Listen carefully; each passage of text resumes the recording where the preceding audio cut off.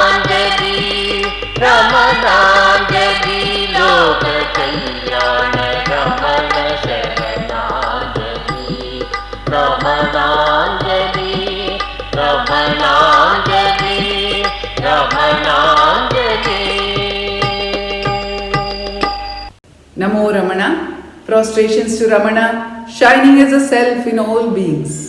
By the immense grace of the self, manifest as Ramana, we at Ramana Maharshi Centre for Learning are holding our 44th seminar, and this time it has become global because it could be online, and we are also celebrating 40 plus years of Ramananjali, which has become the theme of the seminar. As part of the seminar, we had the privilege of having David Godman sharing with us insights about the life of Muruganar, especially about his relationship with Bhagavan, the extraordinary bliss, the surrender, and how Bhagavan completely took him over. The story continues with David Godman's sharing the second part today. After David Godman's presentation, we will be sharing a few songs from Ramananjali, some of which will be talked about by David Godman and some others which have a bearing on the thoughts shared by him. Welcome to this second talk in a series I'm giving about Muruganar, his life, his poetry, and his association with Bhagavan Sri Ramana Maharshi. In the first part, I gave some details of his background, his early life. I noted how he became aware of Bhagavan through his father-in-law, Dandapani Swami, and how he came to Tiruvannamalai in September 1923, having become convinced that Bhagavan was the guru he was looking for. During his first visit in September, he had two very dramatic experiences that were directly attributed to Bhagavan's grace, Bhagavan's power, and one rather more interesting one, which was probably hallucinations engendered by having taken some hallucinogenic drug. He probably ran away at the end of that first meeting because he was feeling increasingly attracted to Bhagavan. He could feel the pull, but he had family and work responsibilities elsewhere. He didn't really want to commit himself to Bhagavan at that point. He had a mother to support, he had family, he had a job. And I think he could just feel that if he stayed there any longer, he would get sucked into Bhagavan's orbit, the ashram, and possibly be tempted to abandon all his worldly responsibilities. So he beat a hasty retreat and went back to his job and returned about 3 months later. But before I go into that, I want to put up the first verse that he ever composed on Bhagavan, which I didn't include last time around. If you remember, when he first came in September 1923, he stopped off at the Arunachalaswara temple and composed his first verses on Bhagavan, for Bhagavan, and then took them to the embryonic Ramanashram and had Bhagavan read them out. So this is the first verse that he ever wrote for Bhagavan, and it says, Guru Ramana Shiva, as once you left Mount Kailash and the company of the gods, and came to cool Parantarai to drink in the sparkling words of Bachigar, now again you have come to fair Aruna town, wishing to hearken to this fellow's puerile words. So this is the setup. So first of all, I should say, Muruganar came to Bhagavan with the hope and expectation that he was a guru who could grant him liberation, but also he wanted him to be the muse, the inspiration, the divine energy that would cause him to compose divine poetry in the same way that Manikavachika did for Shiva 1100 years ago. So in the first verse he alludes to this old story.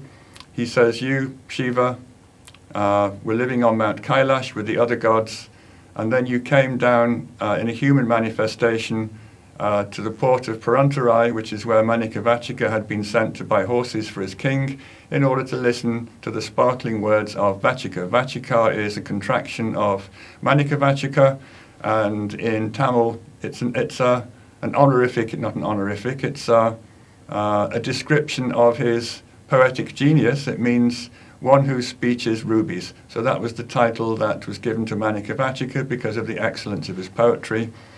So Muruganar said, just as you came down to our earthly world in the times of Manikavachika to listen to his wonderful poetry, now again you have come down to fair Aruna town. Aruna town is either Tiruvannamalai or it's the mountain of Arunachala. The old term for Tiruvannamalai was Arunai, so it could mean either the mountain or the town, because you wanted to listen to this fellow's pure hour words. So he's making a bid, or making it clearly known to Bhagavan that he wants to compose poetry for Bhagavan in the same way that Manikavachika composed poems praising Shiva. So the way he did it was by composing a poem which was called Tiruven Badai. Now this is a title and a poem which is absolutely freighted with cultural significance in the Tamil world, that you couldn't make a more obvious attempt to claim that this is what you wanted to do than have a poem of this name and of this style and present it to Bhagavan. I will explain that Manikavachika's anthology of Tamil poetry is called Tiruvachikam, and there's one poem in it called Tiruven Badai, which is one of the more famous poems in the collection, and it was actually composed in Tiruvannamalai, or rather on the Pradakshina Road, about 1100 years ago, when Manikavachika was touring the Tamil region singing songs in praise of Shiva. So he passed through Tiruvannamalai all those centuries ago. He did a Pradakshina in the early morning, arrived in the village of Adiyanamalai, which is on the opposite side of the hill to the main temple in town, and there he saw a group of girls heading off towards the temple of Adiyanamalai to bathe in the tank, and after that they would go into the temple and worship Shiva. So this particular scene, this vision of girls going to the temple, became the superstructure, if you like, around which he composed this extraordinarily popular and well-known poem, which was actually written on the Production Road 1100 years ago. So this is what Manikavachika's biographer wrote several hundred years later. It was the month of Margali. I'll explain Margali. Margali is the Tamil month between mid-December and mid-January. Tamil months tend to start around the middle of the Western calendar months. And in Margali, devotees go to the temple early in the morning and sing songs in order to wake Shiva up, in order to get him to start his work. This comes from a very endearing Tamil tradition, a cosmological tradition, that Shiva actually works for 6 months and sleeps for 6 months, and his 6 months of hibernation ends at the beginning of the Margali month, at which point he's fallen a bit behind with his work of maintaining the world, so he has to start work in the temples a little bit earlier. So to conform to this idea, this tradition, devotees go to the Tamil Shiva temples through the Margali month 1 hour earlier than usual. They go there about 4 a.m. in the morning, and they sing what is called waking up songs. They go there and they say, please Shiva, you've been on holiday, you've been asleep for a while, we urge you to get up and get back to your work of running the world. So there's this interesting tradition that for 1 month Shiva needs to get up 1 hour early in order to get the business of the world back on an even keel.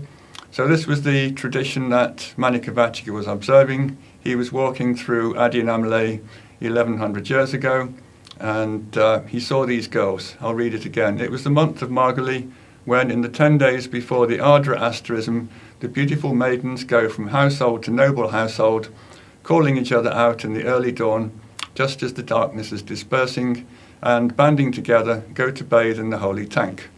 On observing their noble qualities, he sang the immortal hymn Tiruven Badai, which is composed as if sung by the maidens themselves.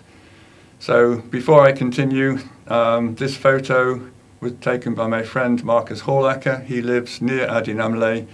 This possibly isn't taken during Margali, but it's a midwinter photo taken near Adinamle, the location where Manikavachika sang his poem, and of course the sun has risen a little bit, so it's not quite pre-dawn. But I imagine this is pretty much, give or take an electric pylon, what Manikavachika would have seen as he walked around the mountain 1100 years ago. This is a nice old photo of Adinamle on the left. You can see the Adinamle temple in the black and white, the left-hand side of the photo.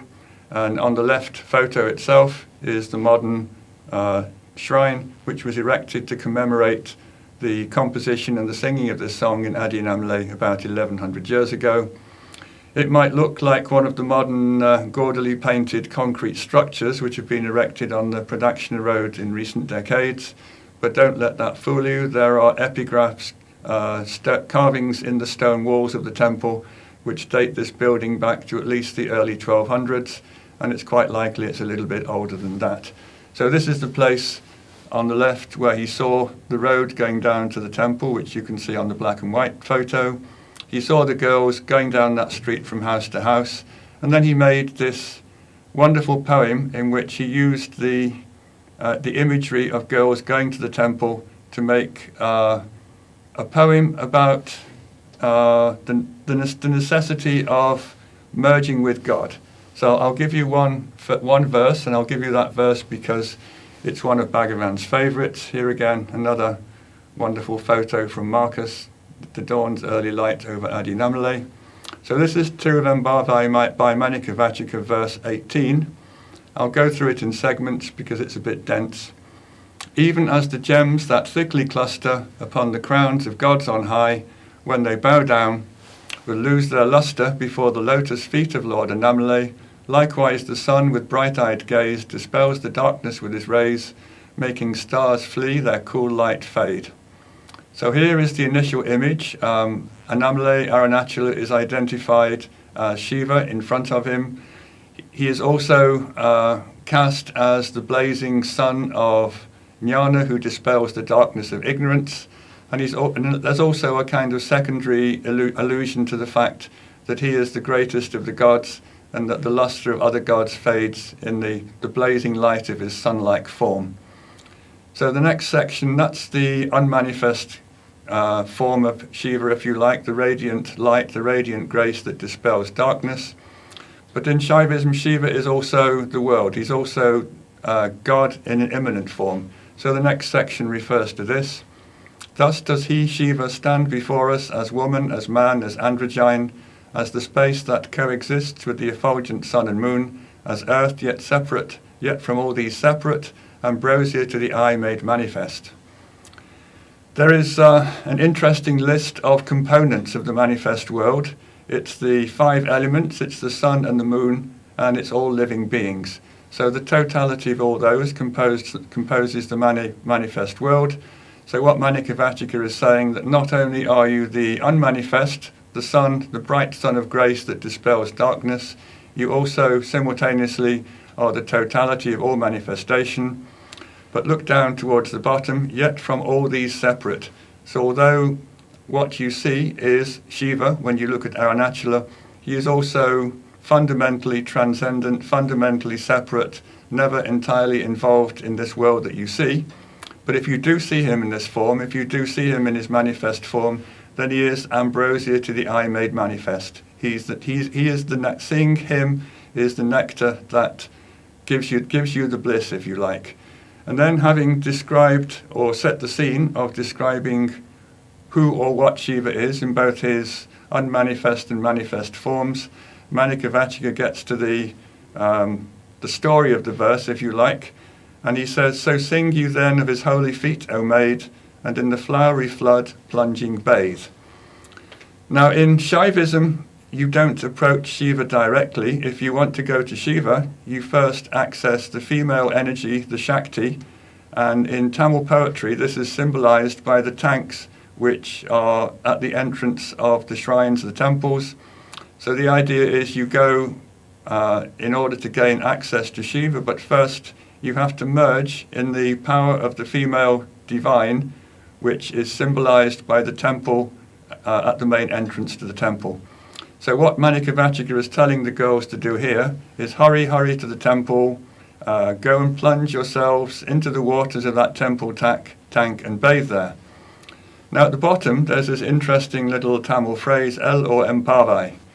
Manikavachika ended many of his poems, many of his verses, with rather cryptic expressions which are thought to derive from children's games that were played more than 1,000 years ago.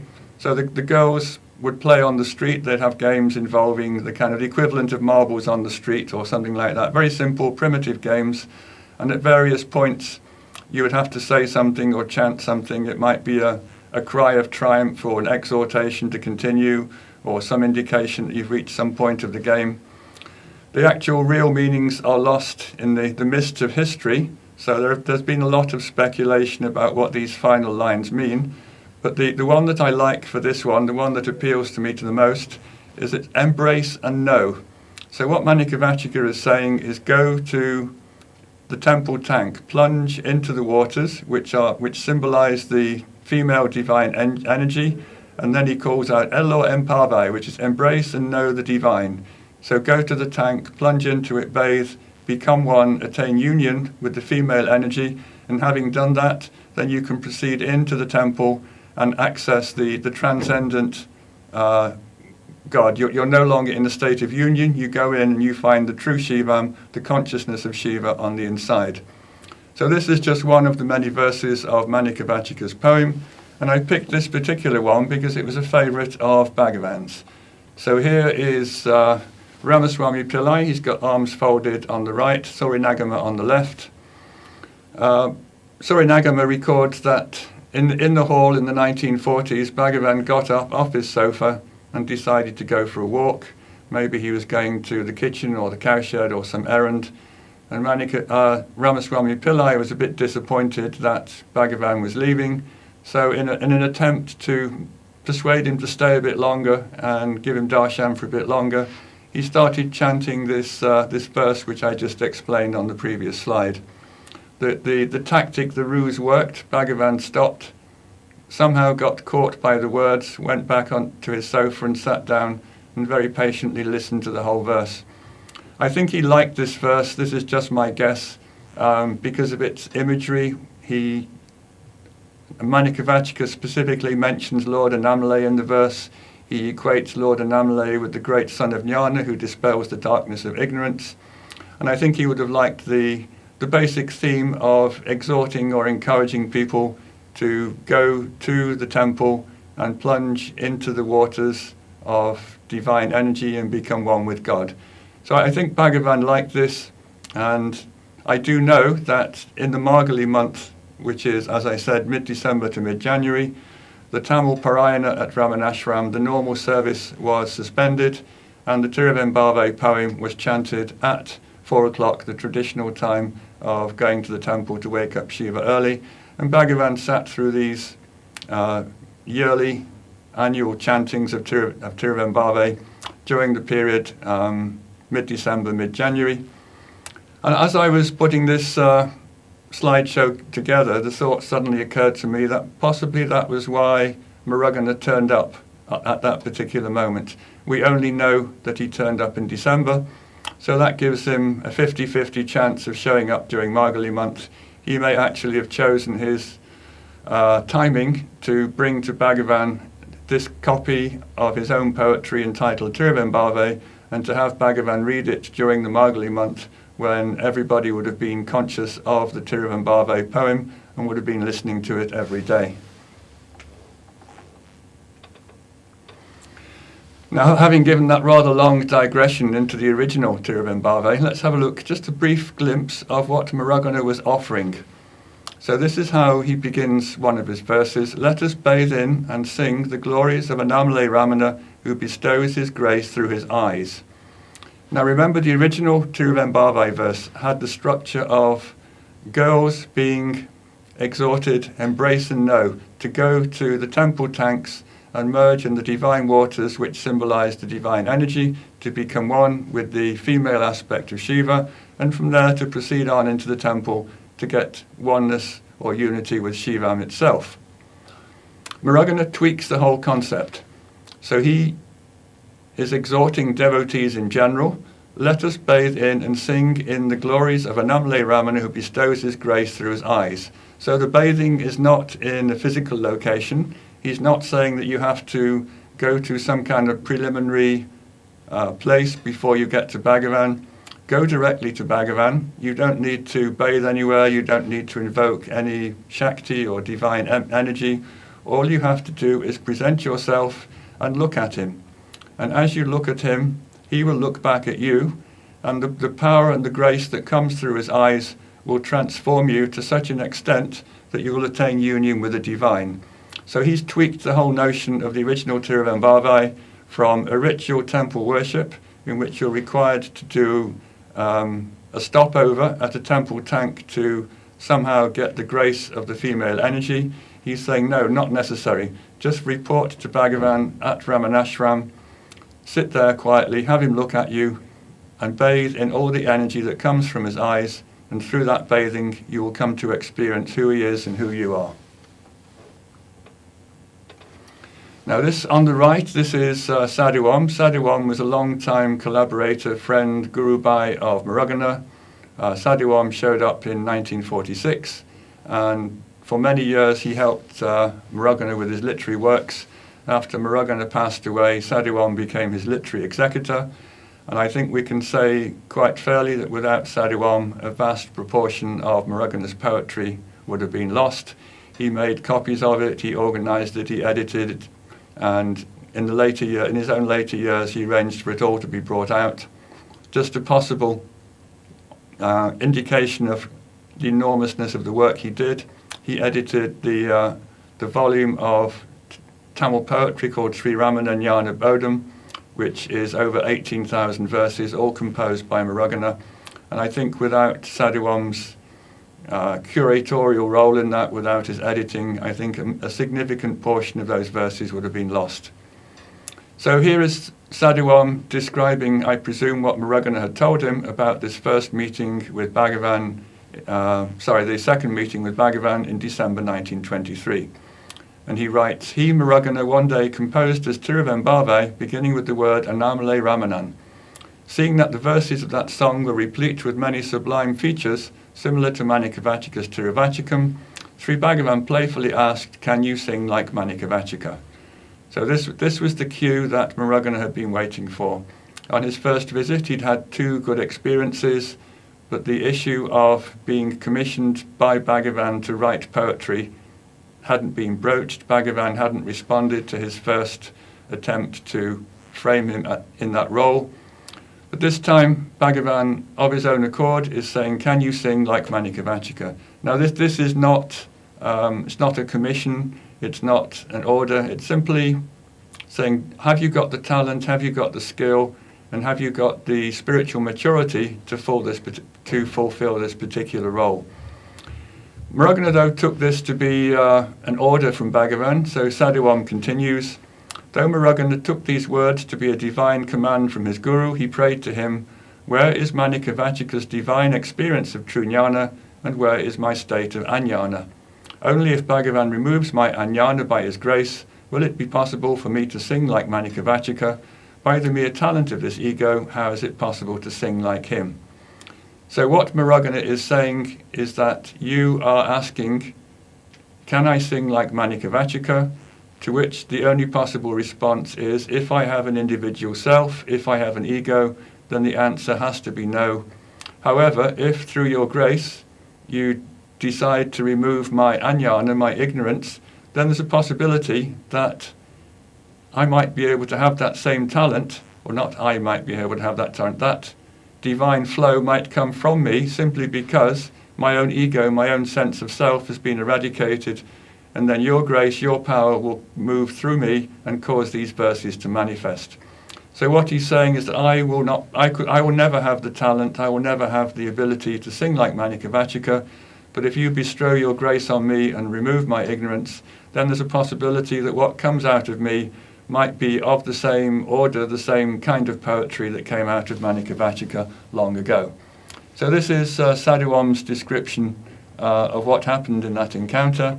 Here is Murugana's own account from Ramana Sanadi Morai, and he wrote, I, Murugana, said, where is my ignorant mind, which is like an owl blind to the bright sunlight, and which is darker than even the darkest darkness, and where is his experience of self, which surges as true jnana devoid of dark delusion? To compare me with him is like comparing a firefly with the sun. So he recognizes Manikavachika's superior talent, but he's also saying that that superior poetic ability didn't arise in Manikavachika simply because he had a better intellect, a better poetic gift. It arose in him simply because he had eradicated his sense of self so completely that Shiva was allowed to shine within him and cause this poetry to flow. So he has said, I can't do it of my own accord. You need to reorder my insides. You need to remove me as an individual person, as an individual composer. You need to shine within me, and then there's a possibility. And then Murugana continues, as I spoke in that way, that Lord who shines in my heart stirred my mind and made it blossom by his grace, and thus, without my doing, he composed the work Sri Ramana Sanadi Morai, so that his true glory should flourish and shine exalted. The Sri Ramana Sanadi Morai is the equivalent of Manikavachika's Tiruvachikam, and it means testament to Sri Ramana's presence. It's a declaration of the greatness of Bhagavan and the presence which removes the darkness of devotees who come to him. So what he's saying here is that Bhagavan didn't inspire him to write poetry. What Bhagavan did was remove Murugana so completely that Bhagavan himself was the composer. If you look at the grammar of the final paragraph, he's saying, he, Bhagavan, composed the work Sri Ramana Sanadi Morai, so that his true glory should flourish and shine exalted. So Murugana leaves the picture as an individual, as a jiva inside the body, who used his mind and his intellect to compose poetry. Bhagavan put his power inside, and somehow using the Tamil knowledge that Murugana had as a kind of prism through which his light would shine, and what came out of the other side of that prism was Bhagavan's own poetry run through the prism of Murugana's intellect, but without any volitional input from Murugana himself. So back to Sadhu Om. He concludes his little account of this by saying, becoming in this way a target of Sri Bhagavan's divine love, Sri Murugana was transformed into an exalted divine poet. Just as Lord Shiva made Manikavachika sing Tiruvachikam, having bestowed upon him the direct experience of the self, so Bhagavan made Murugana sing Sri Ramana Sanadi Morai in the style of Tiruvachikam, having in a single moment stirred his mind by his grace. So Murugana is saying that from this moment on, the poetry that came out of him couldn't really be attributed to him. It was a natural, spontaneous flow that somehow was brought into being by the Bhagavan inside himself that used, shall we say, the old intellectual structure that Murugana had accumulated over a lifestyle of studying Tamil, and the end result was very much Bhagavan's own poetry, but run through the prism of Murugana's mind. I need to just say how these verses came into being later. There's a nice account by Bhagavan himself when he talks about composing his own Arunachala verses. I forget which one it was, but he said that these words arose spontaneously inside my head, and they appeared there so quickly, so easily, and without any sense of volition, that when I first saw them appear inside my head, my first reaction was, I've just remembered somebody else's poem. I wonder whose poem that was. And then Bhagavan said, I looked at the words that had popped up in my head and realized it was me talking about my own experience about Arunachala, and realized that I had composed those words myself, but they'd just come out very simply, very elegantly, very easily, without any personal volition, through the power of the self. I think this is what happened to Muruganar. This is the way Muruganar, I won't say his brain, I won't say his mind, but poetry flowed out of Muruganar in the same way that Bhagavan said that those particular verses flowed out of him when he composed them early on in the Virupaksha cave period. Muruganar would be sitting quietly minding his own business, and I think a verse would arise inside his head, almost ready-made. It would come there without thinking. He didn't have to sit and work out the meter or the scanning or the rhyming or anything else.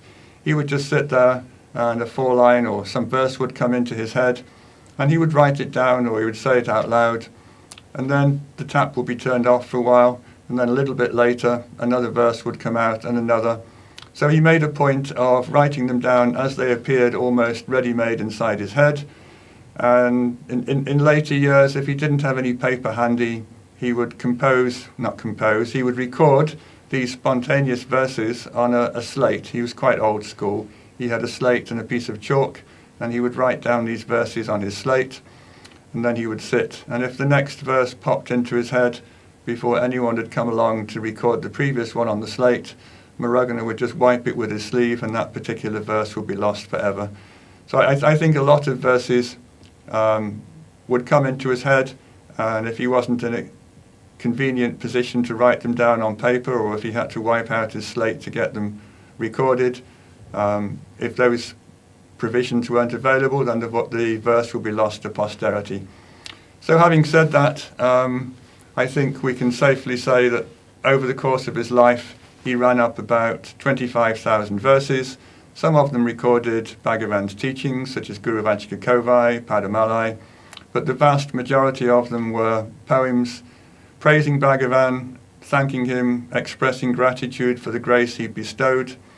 And these were the poems that formed the vast bulk of his poetic output, and I think they just came out spontaneously, almost without any thought or planning at all.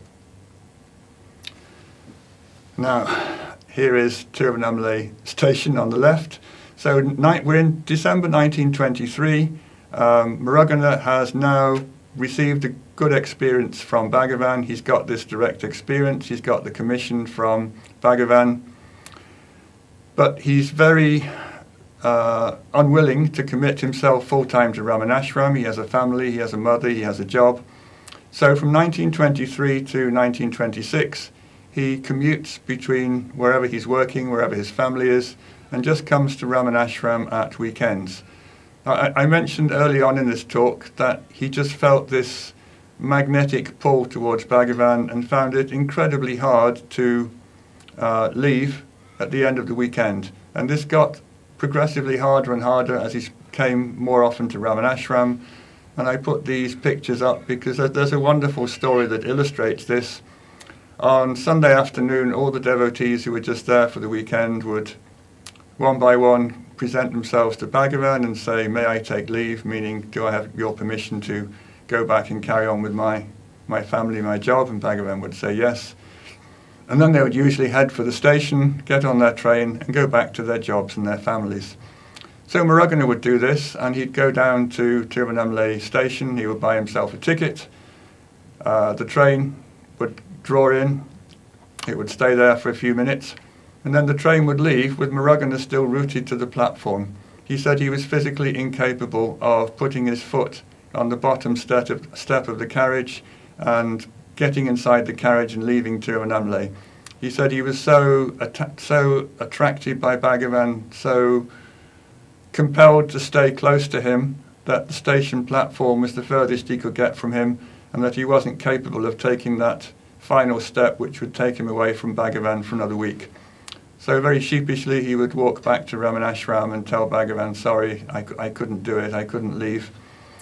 And Bhagavan, who didn't like devotees to abandon their worldly responsibilities, took this matter in hand, and from then on, every Sunday afternoon, Muruganar got a minder, a bodyguard, who would escort him down to the Tiruvannamalai station, stand on the platform, and if Muruganar somehow couldn't put his foot in the carriage, the bodyguard would bundle him into the carriage, close the door, and make sure he stayed there until the train left, and that Muruganar didn't try and jump off and escape. In 1926, after his mother passed away, he decided to move to Tiruvannamalai full-time. For the first few days, he lived in the Arunachalaswara temple, and after that, he decided to move to Palakottu under circumstances that I will explain in a few minutes' time. Muruganar had always had a desire to become a begging sadhu. He wasn't just content with being a devotee who lived at Ramanashram. I think he wanted to live the life of a sannyasi, although he never took formal initiation. He liked to go out and beg for his food. He liked to be independent. He didn't like to be tied down to a particular situation. At Ramanashram, in those days, and even to this day, if you wanted to live at Ramanashram, eat their food, have a place to stay, then you were generally allocated some job to do, some responsibilities.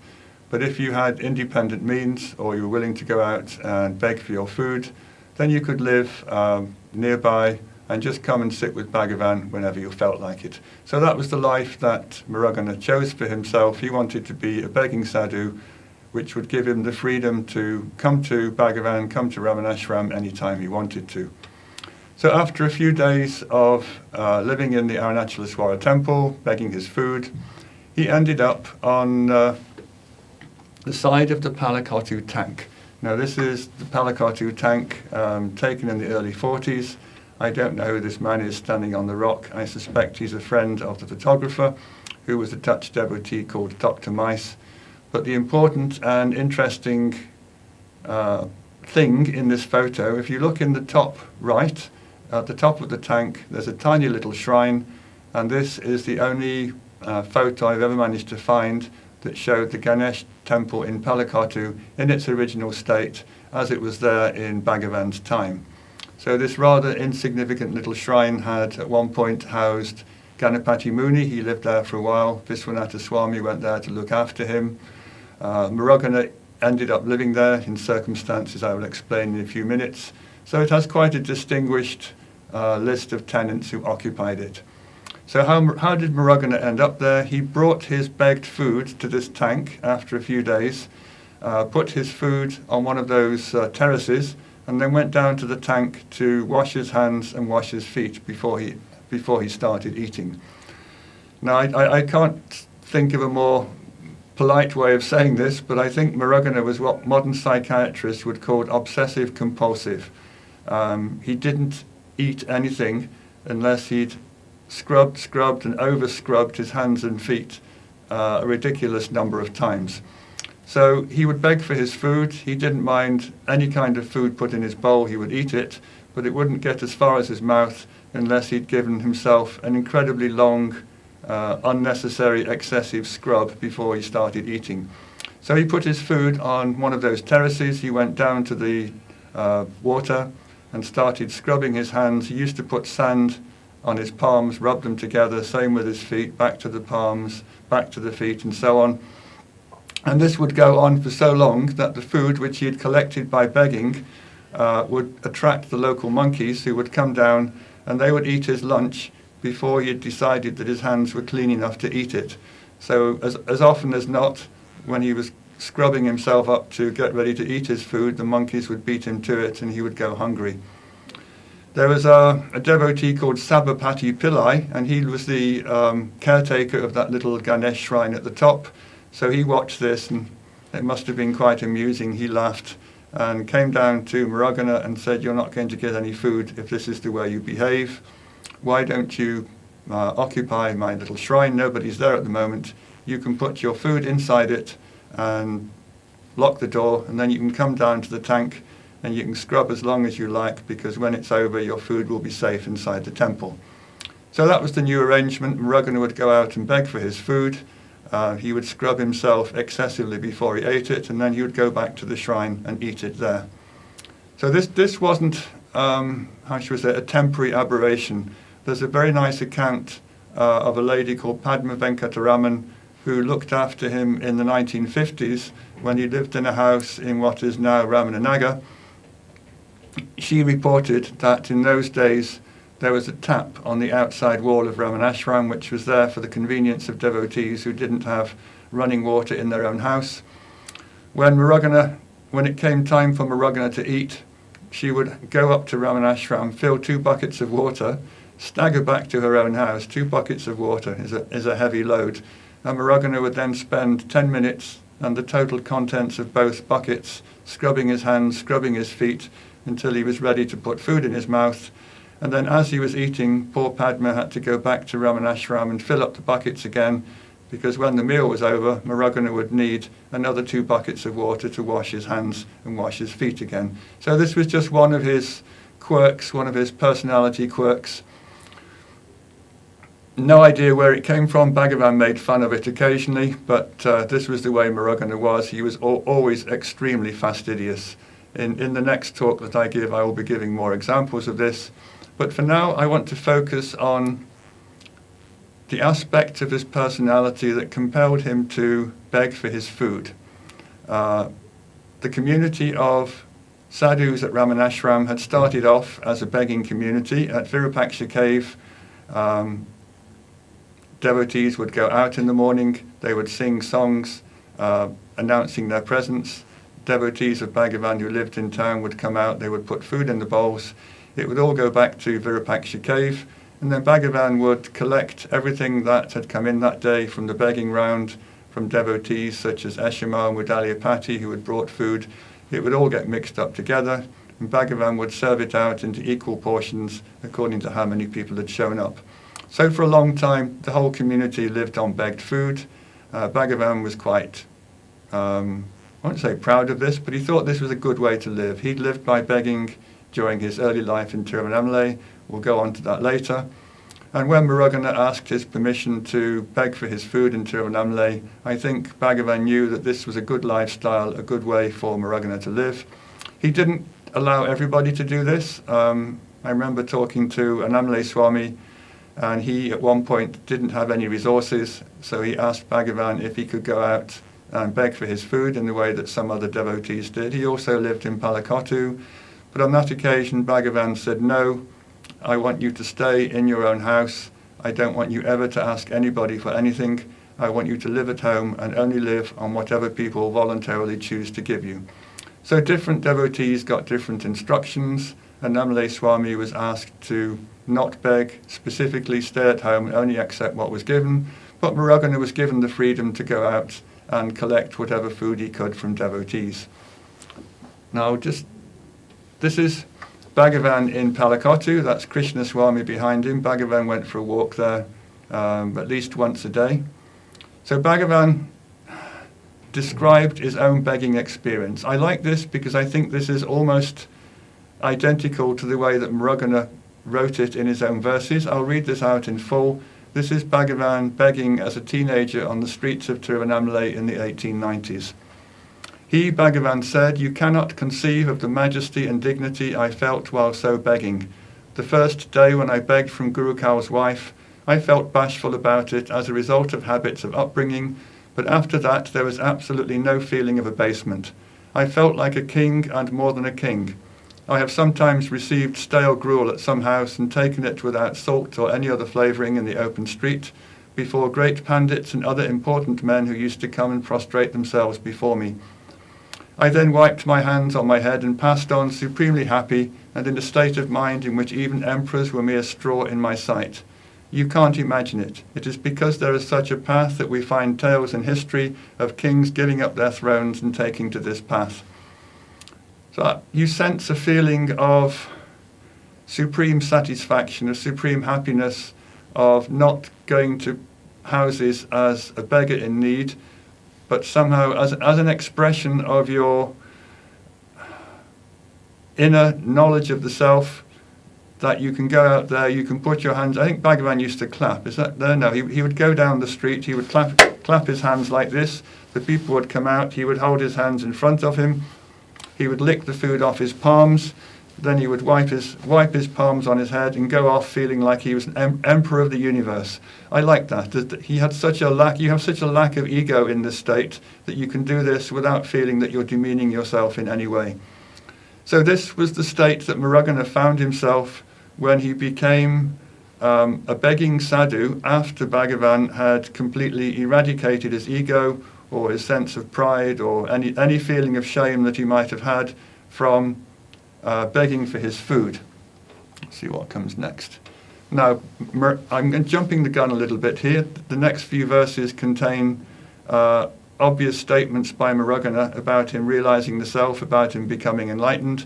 Don't worry, I will explain exactly how, when, and where that happened. But for the moment, I just want to focus on how the inner experience that Bhagavan gave him such a positive outlook on going to beg for his food and living on begged food as a matter of dignity, personal dignity.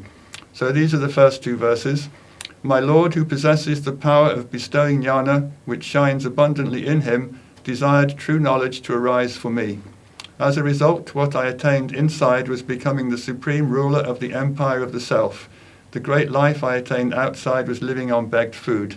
I found this very similar to the quote by Bhagavan on the previous slide. For sadhus, the great life of accepting and eating food as alms is the fearless and majestic life of grace. It is a reproach-free life of existing as supreme bliss in the transcendental expanse, the state of peace devoid of the leaping of the insignificant mind. So these are the first two. Before I put the next slide up, I'll give a couple of stories. Muruganar used to give money to Ramanashram once a year on the anniversary of his mother's death to commemorate her. I don't know where he got the money from. He must have been receiving donations.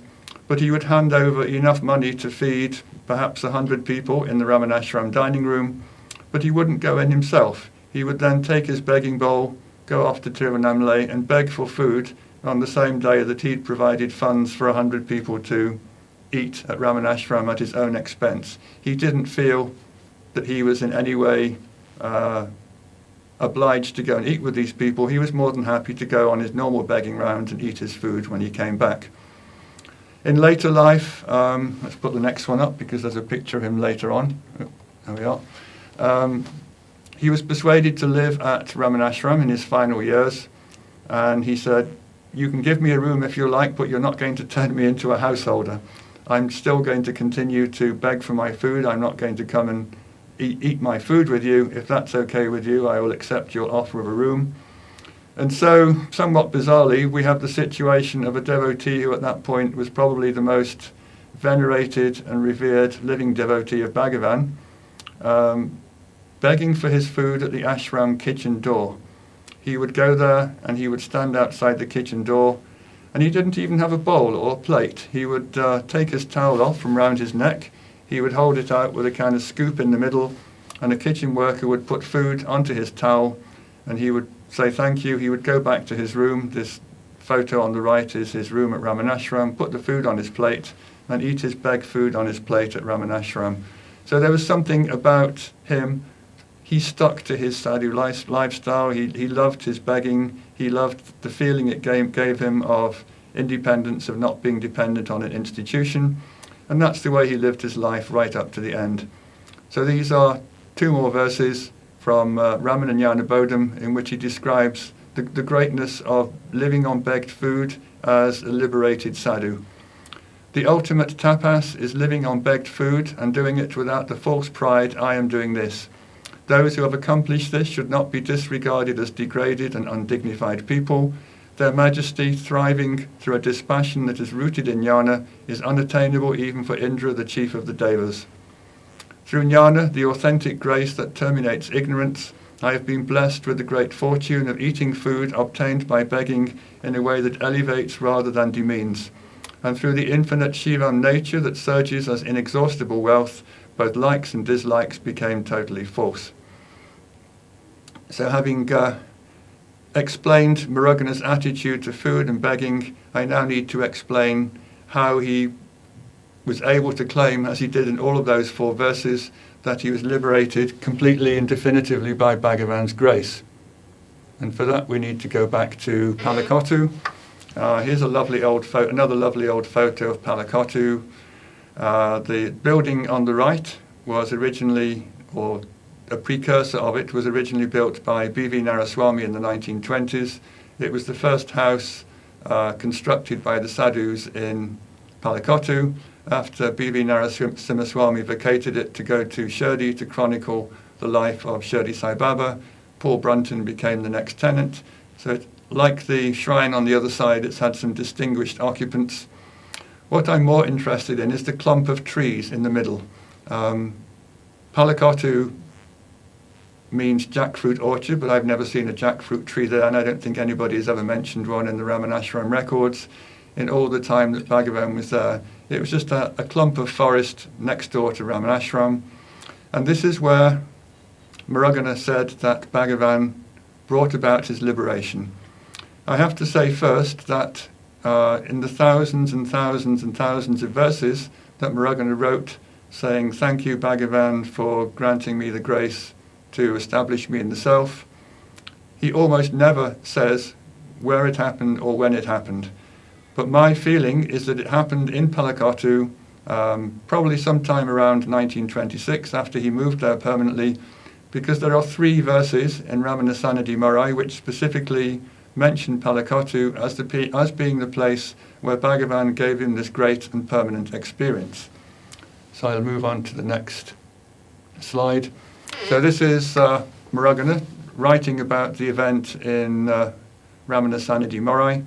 And he says, that's Bhagavan, took me to the forest with him on the pretext of plucking leaves to make leaf plates. I'll just explain leaf plates. These are not the banana leaves that most people use nowadays. For most of Ramanashram's history, people ate off circular plates about 30 centimeters diameter, which were made up of smaller leaves about this size, which were stitched together in a spiral and held together by little bits of dried grass. A very labor-intensive operation. They were used once and then thrown away. Bhagavan, who didn't feel that he should be let off any of the chores that the ashram had to do, he would go on expeditions to collect leaves, and he would also sit with the workers in the kitchen and stitch the leaf plates for the meals that were served there. Before I continue, I will just throw in a Kanju Swami story. He said that Bhagavan used to sit with the women whose job it was to make the leaf plates, and for them it was almost a profession. That's what they did for most of the time. And he said Bhagavan could do this as well as the women, as quickly, as tidily, as efficiently. And he said this was just typical of the range of skills that Bhagavan exhibited without ever seemingly needing to learn how to do them. He told me once, we never watched Bhagavan practice anything. We never watched him learn anything. Whatever skill he needed to exhibit, he seemed to have it to the fullest extent. And he was always as good as the best person who was next to him. And we never saw him practice. We never saw him get better. He was just perfect in everything he did. So on this occasion, Bhagavan has decided that he wants to take Muruganar out for a walk. And he just uses the pretext of going to that nice clump of trees in that forest to collect leaves for the ashram dining room. So I'll retrace my steps and read this again. He took me to the forest with him on the pretext of plucking leaves to make leaf plates. There, with great delight, he destroyed my mind's restlessness by bestowing his glance on me. In the middle of the night, he subdued my divided individual consciousness, granting me the experience of the undivided reality. Now, as I say, on 3 occasions in Ramana Sanadi Marai, he says it happened in Palakottu, and these are the only reference points, if you like, of Bhagavan bestowing sufficient grace on Muruganar to definitively end his sense of being an individual person. This is Kanakamal, and Kanakamal was one of a group of women who were students of Muruganar in the 1950s. Muruganar used to give lessons on Bhagavan's works and Tamil texts, which were a bit hard to understand. He was a kind of in-house pandit at the time, and he was invited by devotees to give sessions on Tamil texts in which he would explain exactly what Bhagavan meant or any of the literary aspects of the text. Kanakamal was one of his students, and he must have told her this story, and she got a slightly more extensive version of what happened. She wrote in her memoir, Bhagavan looked directly into his eyes, and Muruganar felt the power of Bhagavan's grace flowing through him like an electric current. He lost all perceptions of time and space and experienced a joy beyond description. Immersed in this state of bliss, Muruganar was oblivious to the passage of time. It was only when he regained his senses that he realized he must have remained in the state of bliss for hours together. So, we have Muruganar getting a really intense experience that lasted for hours and hours. And when I read that for the first time, I was reminded of what happened when Lakshmana Swami sat before Bhagavan on Vijay Dasami in 1949. He sat just outside the old hall at about 3:15 in the afternoon. Bhagavan gave him, again, a definitive ending of the sense of being an individual self. Lakshmana Swami said, after that experience, the individual self never arose or functioned in me again. And his response to that intense blast of power of grace was very similar to what Muruganar reported there. He went into an intense internal state of self-absorption of bliss, which lasted for many, many hours. Lakshmana Swami said he eventually opened his eyes about 9 p.m. that night, about 6 hours later. Kanakamal says many, many hours, but just it struck me as a slight similarity between the two experiences, that when this definitive ending of self, of I, happens, there's something so intense that the body kind of goes into a, I wouldn't say a trance, but an internally absorbed state of intense bliss, and it takes a while for consciousness of anything other than that to manifest and put you back in the world again. So as I said earlier, there are thousands and thousands of verses in which Muruganar talks about his experience of the self, although virtually none of them mention the incident in Palakottu. But there's a subset of those many thousand verses in which Muruganar says it happened through Bhagavan's gaze. Sometimes he uses the word gaze, glance, look. But the essential component on all of these recollections is that Bhagavan was looking at him. If you remember, right at the beginning of this talk, I gave an extract from Muruganar's Tiruven Badai, and he said, let us bathe in the grace that flows from Bhagavan's eyes. So instead of jumping into a temple tank, he's saying, cut out the middleman, just look straight at Bhagavan, have him look at you, and as you bathe in the glory and the grace that flows from those eyes, your sense of being an individual will vanish completely, and you will find yourself, if you are lucky and mature enough, in the same state as Bhagavan.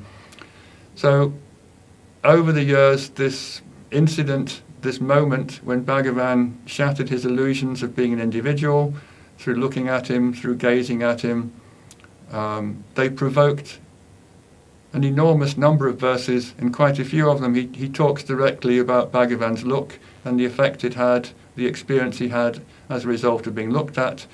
I make no apologies. I'm going to read out 4 pages of these verses because I think they're absolutely wonderful. They give the essence of Muruganar, his state, his gratitude towards Bhagavan, and a feeling of what his poetry is like for those who don't have the capacity to access the original. I should mention that back in the 80s, I saw Professor Swaminathan, who translated Muruganar, with his nose in a book of Muruganar's poetry. And he said, one reason I like Muruganar so much is that he says almost the same thing in every single verse, but every single verse has a slight variation, a slight twist, and everyone surprises you, everyone delights you, and you can go on reading them indefinitely because there's such a store of experience in them, and they're very, very slightly tweaked, so you never think, oh God, that's enough of that, I've had enough. You just keep going on and on and on, and by a kind of proxy, you're accessing Bhagavan's look, his power, his grace, by reading these Muruganar verses, and just feeling through those verses just how much power Bhagavan had when he looked at you with his eyes. So here is my selection of Muruganar's Then He Looked At Me verses, translated by my friend Robert Butler, and they read, through his gaze he bathed me in the rising flood of his grace, revealing to me the glory of the self, so that the stain of my imprisoned soul's defilement was washed away. Bringing my existence to ample fulfillment by restoring it to its true nature, he has become one with me, dwelling within my heart and filling me with his light. Through his gaze that graciously bestows the jnana that cuts away birth, the irresistible delusion of Maya, the Lord, rebuking and destroying my ghost-like ego and bringing me to salvation, conferred upon me the glorious experience of peace that is free of all confusion. I was blighted like a useless corpse, bereft of life and decaying, with no worthwhile goal to aim for, until the gaze of the unique Master granted me his grace and engendered in my heart the realization of the self, the intangible beacon of consciousness. I was bound for destruction through my disastrous attachment to the world's illusory reality, until, under my fair Lord's gracious gaze, my understanding was flooded with the delightful experience of Lord Shiva's bliss. I entered a new life in the boundless realm of Mauna, the supreme reality. As the dark prison of mental bondage crumbled and disappeared, I became his servant, finding joyous life in the open sky of his ambrosial grace. The knot that locked my consciousness to the physical body was sundered by the bright sword of my Master's glance and was no more. Subduing me and bringing me under his control, he drew my consciousness to himself with the irresistible magnet of his grace. From the profound depths of his Mauna, his gracious glance cleaved the knot of my ego's ruinous cravings in an instant. How great is the power of his piercing gaze. Through the grace-bestowing gaze of the Lord, of which I am totally unworthy, the miraculous and wonderful magic trick of the world's illusion fell away. As both bondage and liberation faded like a daydream, I merged into the state of the self which is my own radiant nature. Freeing myself from the confusion of desire's delusion, the path that leads to the womb, I travelled the path whose mark is the Mauna taught me by the Sadguru's gaze. Perceiving and attaining the peaceful state that is free of all affliction, I merged with the delightful state of grace, the inner understanding that is beyond compare. I was a learned fool. My flawed mind knew nothing until I came to dwell with him whose glance filled my heart with the light of awareness. Dwelling in that gracious state of peace whose nature is Mauna, so hard to gain and know, I entered into union with the deathless state of the knowledge of reality. And finally, through his captivating gaze that is filled with the harmonious joy of the unalloyed grace whose nature is impossible to conceive, the Lord bestowed his sweetness upon me like divine nectar, sweet to the taste, such that my heart softened and melted as he ruled me through a consciousness whose nature is love. Bestowing upon me through his compassionate glance his wisdom like a diamond sharp and bright, my Lord Guru Ramana graciously accepted my surrender, and as the black cloud of ruinous self-delusion which wore my body's form as a cloak melted away, I perceived the precious jewel of my own self. To be continued in the next talk. Thank you. We present the Deshika Padigam from Muruganar's Ramana Sannidhi Murai, Muruganar's first offering to Bhagavan.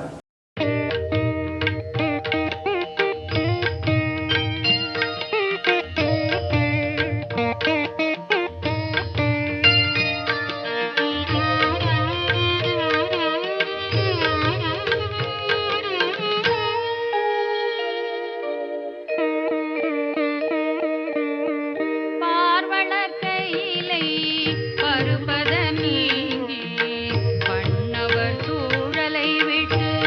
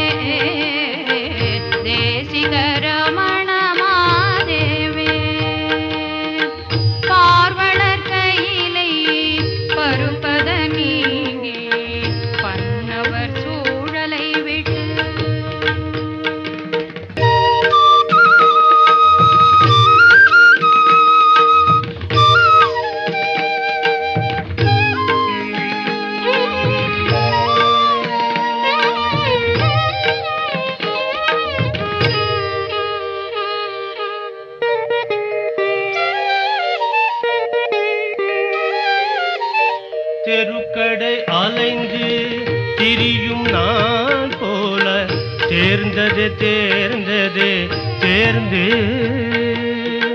தெருக்கடை அலைந்து திரியும் நான் போல தேர்ந்தது தேர்ந்தது தேர்ந்து பெருக்குடையெல்லாம் பிறப்பினும் பிறந்து பெருந்துயரிடும் வைகள் புலந்து கருக்கடை கதியா காத்து நிற்பேனை கடைக்கணித்யானெனதென்னும் செருக்கர ஒழித்து திருப்பதம் அளிப்பாய் தேசிக ரமண மாதேவே தேசிக ரமண மாதேவே பார்வண கையிலை பருப்பத நீங்கி பண்ணவ சூழலை விட்டு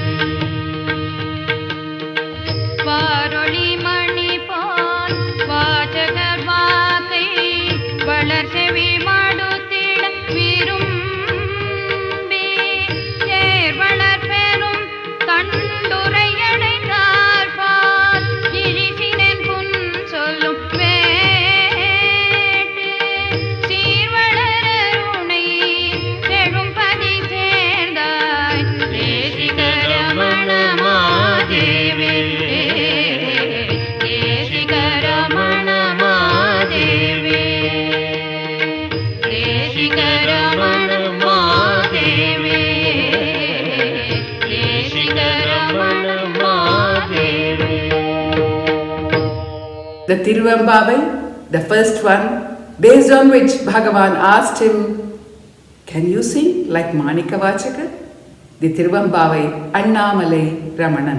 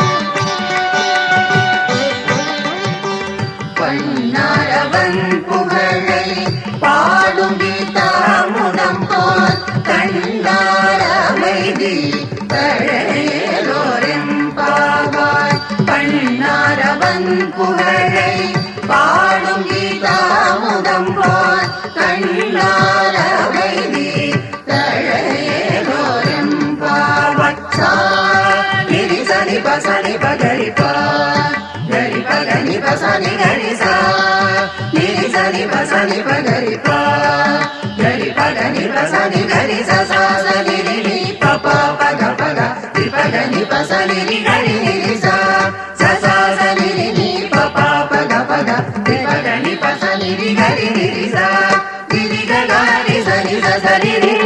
pagari pagari sani sari dapa ni ni ni ni ni pagari sani ni gari sani pani sa pa ni Annamalai Ramanan Anvakarannadi Kallale peyyum karunai thiram paadi Pannaravan pugalai paadum geethamudam pol Kannaramaidi Tazhayeloram pava.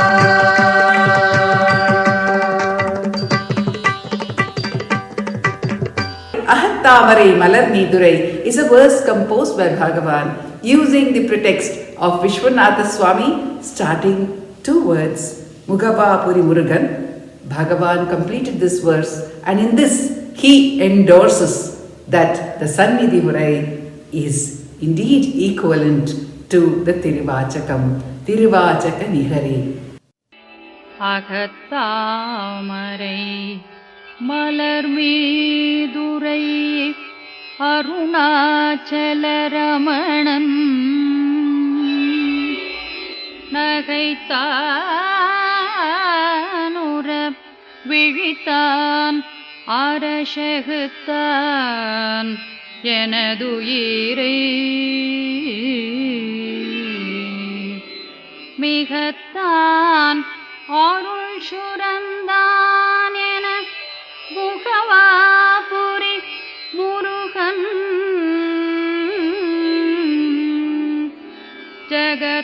ஜகத்தாருய வகுத்தால் முறை திருவாச்சக நிகரே திருவாச்சக நிகரே.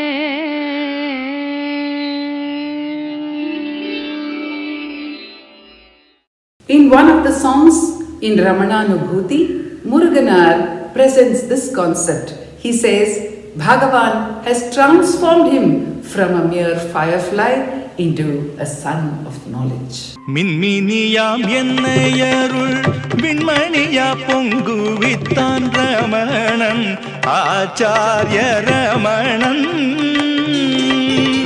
மின்மினியாம் என்னையருள் விண்மணியா பொங்குவித்தான் கண்மயமாயாவும் தழை தொழிற் சிற்சக்தியான். மின்மினியாம் என்னையருள் விண்மணியா பொங்குவித்தான் தன்மயமாயாவும் தழை தொழிற் சிற்சக்தியான். தஞ்சமடைந்தேன் சதாச்சாரிய ரமணனை.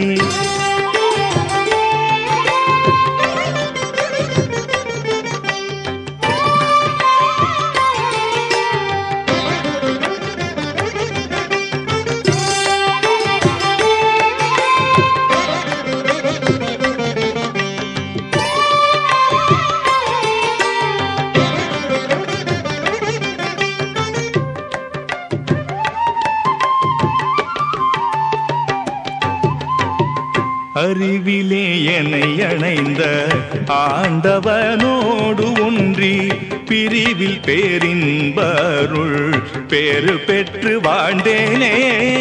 அறிவிலே என்னை அணைந்த ஆண்டவனோடு ஒன்றி பிரிவில் பேரின்பருள் பேறு பெற்று வாழ்ந்தேனே. தித்திக்க என்னை ரமணன் ஆச்சாரிய ரமணன். தித்திக்க என்னை தெவிட்டா பேரின்பருள் பக்தி கடல் உட்பதித்த பரஞ்சோதி ரமண பதம். தித்திக்க என்னை தெவிட்டா பேரின்பருள் பக்தி கடல் உட்பதித்த பரஞ்சோதி ரமண பதம். தஞ்சமடைந்தேன் சதாச்சாரிய ரமணன் கஞ்சமலர் பதத்தில் காந்தவசீகரத்தால். தஞ்சமடைந்தேன் சதாச்சாரிய ரமணனை.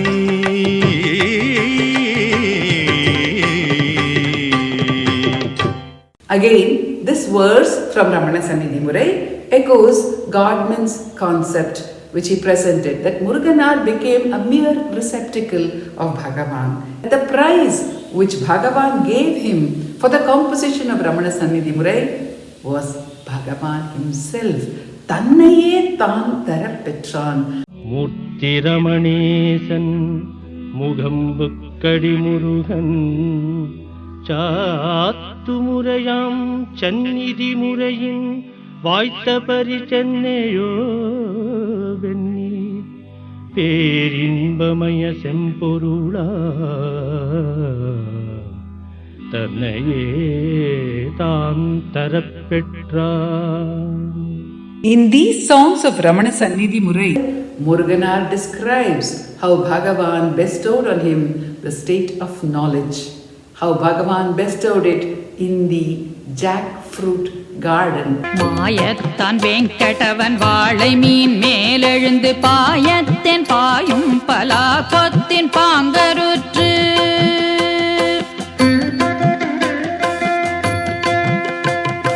மாயத்தான் வெங்கடவன் வாழை மீன் மேலெழுந்து பாயத்தின் பாயும் பலா கொத்தின் பாங்கருற்று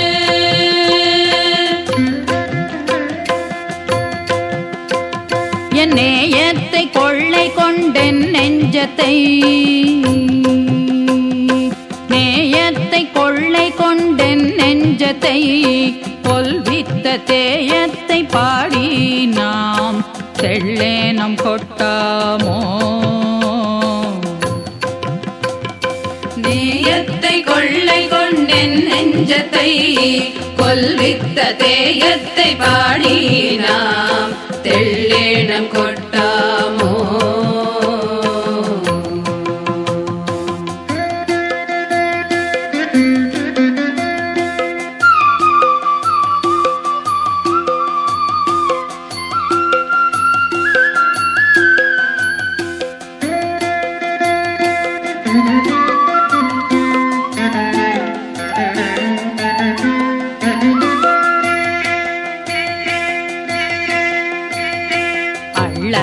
குறையா அகண்ட பரமானந்த வெள்ளக்கடலாய வேங்கடவ பெம்மானை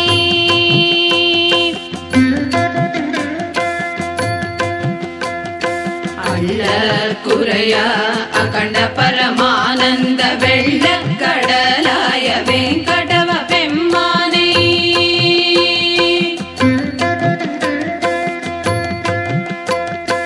உள்ளத்தை உள்ளத்தால் உள்ளலுமே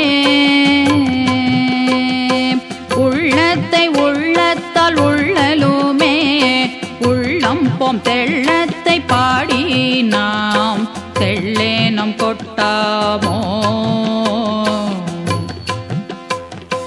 உள்ளத்தை உள்ளத்தால் உள்ளலுமே உள்ளம் போம் தெள்ளத்தை பாடி நாம் தெள்ளேனம் கொட்டாமோ தெள்ளேனம் கொட்டாமோ தெள்ளேனம் கொட்டாமோ. சோம்பலாய் சும்மா தூங்கி வீழ்தேனை சோகமோகாதியால் செத்து சாம்பலா முன்னே சச்சிதானந்த தற்பத நிலை தரிப்பித்தாய் சோம்பலாய் சும்மா தூங்கி வீழ்தேனை சோகமோகாதியால் செத்து சாம்பலா முன்னே சச்சிதானந்த தற்பத நிலை தரிப்பித்தாய் தீம்பலா கொத்தில் சிறையிடையர்க்கு திருவருள் புரிந்த வேங்கடனே தீம்பலா கொத்தில் சிறையிடையர்க்கு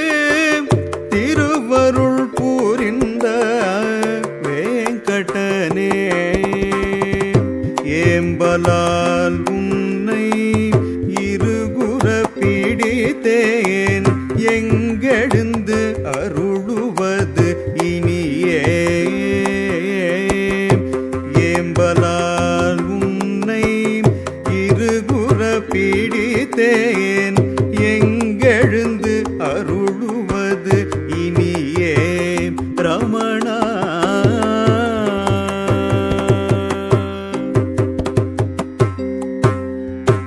We present a few verses from Ramana Sannidhi Murai as Godman has dwelt upon very beautifully the magnificence of Bhagavan's glance, the power of Bhagavan's glance, which literally bestowed his own state on Muruganar. காணாதமை பொருளை கடை கண்ணோக்கார் காட்டினார் கேட்பித்தார் கழலின் ஓசை மானாரமணியேனை இதயத்துள்ளே மறித்துக் கொண்டாடினார் மணிமை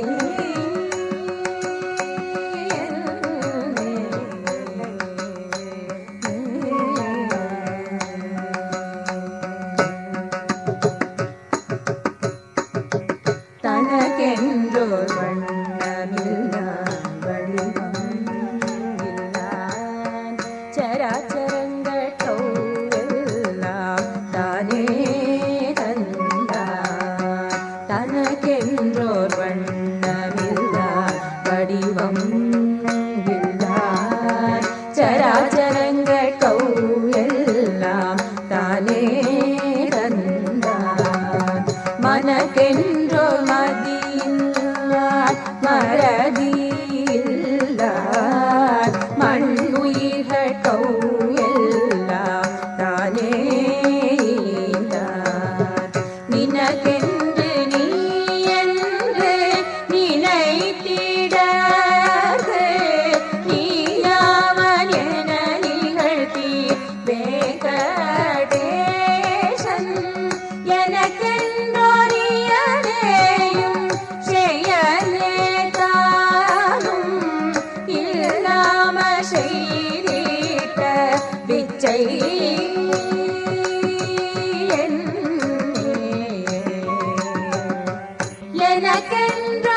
எனக்கென்றோரியலேயும் செயலே தானும் இல்லாம செய்திட்ட பிச்சை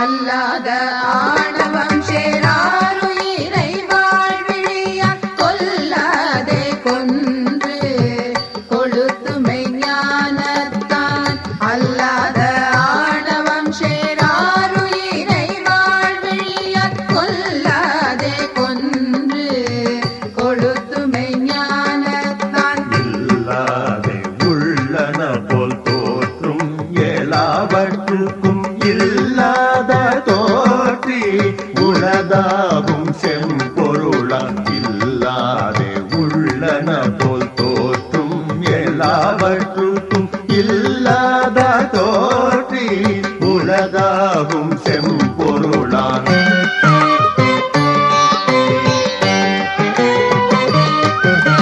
கல்லாதே கற்றுணர்ந்த கல்வி பொருள் தன்னை சொல்லாதே சொல்லி துலக்கு மொழில் மோனத்தான் கல்லாதே கற்றுணர்ந்த கல்வி பொருள் தன்னை சொல்லாதே சொல்லி துலக்கு மொழில் மோனத்தான் கொல்லாமணி ரமணன் போகமெல்லாம் நன்கருள வல்லாரடி வாழ்த்தி வாழேலோரெம்பாவாய் கொல்லாமணி ரமண போகமெல்லாம் நன்கருள வல்லாரடி வாழ்த்தி வாழேலோரெம்பாவாய் சனிதம பமகரி சாரிகமா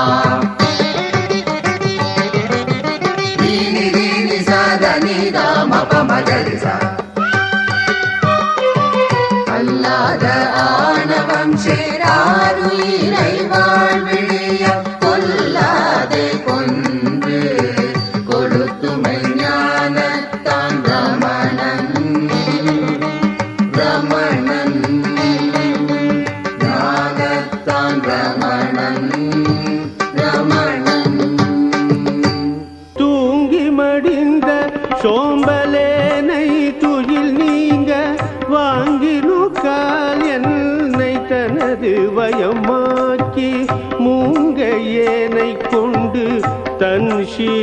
ஒளிவித்த வெங்கடேசன் விச்சைக்கு இணையும் வேறுண்டே.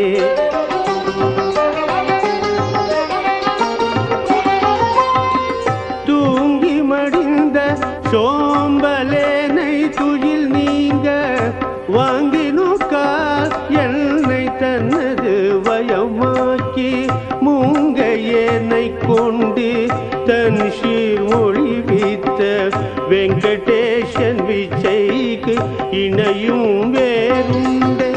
பச்சையொரு பார்ப்படர்ந்து இவ்வுலகம் பாலிக்கும் சச்சை பெருமான் பிச்சை பெருமான் செங்கண்ணால் கச்சை விசித்து காண்பார் தங்கள் களி தீர்க்கும் விச்சை பெருமான் வினோத ரமண பெருமானே. விச்சை பெருமான் வினோத ரமண பெருமானே.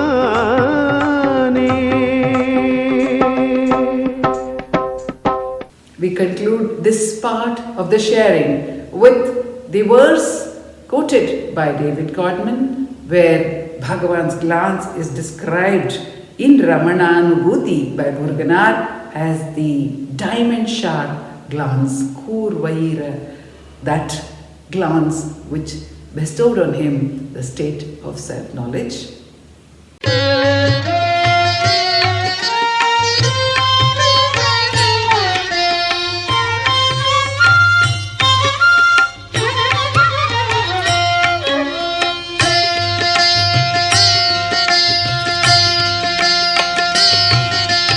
பூர்வயிர ஞான ஆருட்கோமான் குரு ரமணன் பார்வையால் என்னை பணி கொண்டருளினான். பூர்வயிர ஞான ஆருட்கோமான் குரு ரமணன் பார்வையால் என்னை பணி கொண்டருளினான்.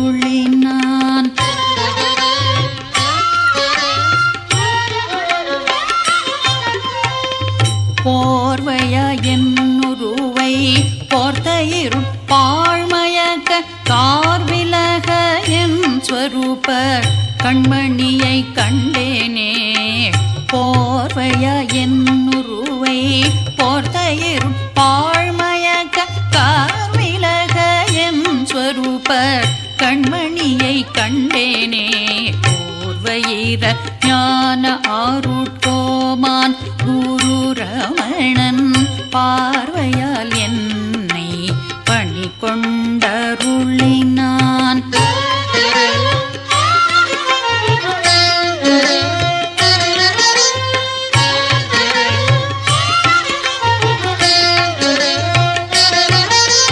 நானோர் மதுகரமாய் நல்ல சிவஞான அருள் வானோங்கு மோன மலர்பதத்தே வாழ்தலால்.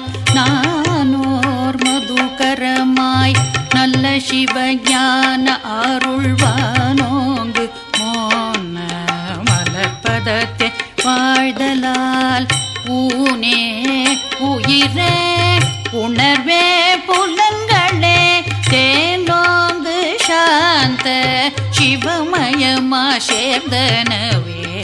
ஊனே உயிரே உணர்வே புலன்களே தேனோங்கு சாந்த சிவமயமா சேர்ந்தனவே.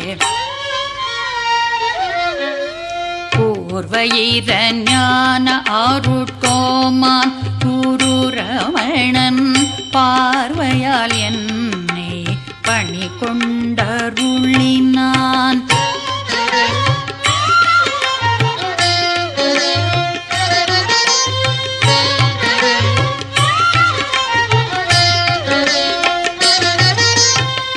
வம்பனாம் என்னை வலிந்து வந்தாண்ட அருள் செம்பொனார் மேனி சிவரமணன் பார்வையில். வம்பனாம் என்னை வலிந்து வந்தாண்ட அருள் செம்பொனார் மேனி சிவரமணன் பார்வையில். பேரின்ப வடிவான பியர் செம்பொருட்போலிவாய் அன்புமய மெய்யறிவு வெளியாயிற்றே.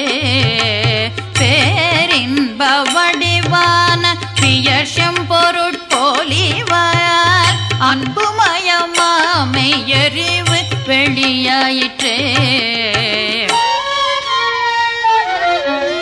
பூர்வயிர ஞான அருட்கோமான் குரு ரமணன் பார்வையால் என்னை பணி கொண்டருளினான்.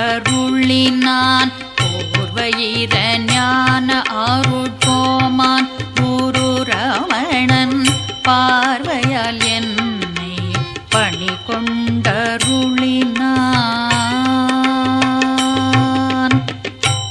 We continue the other sharings as part of the 44th seminar, and we eagerly look forward to the next sharing from David Godman.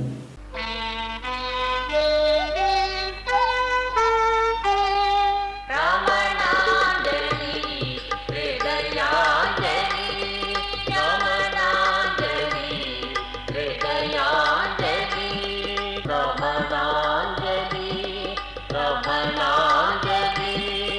Ramananjali.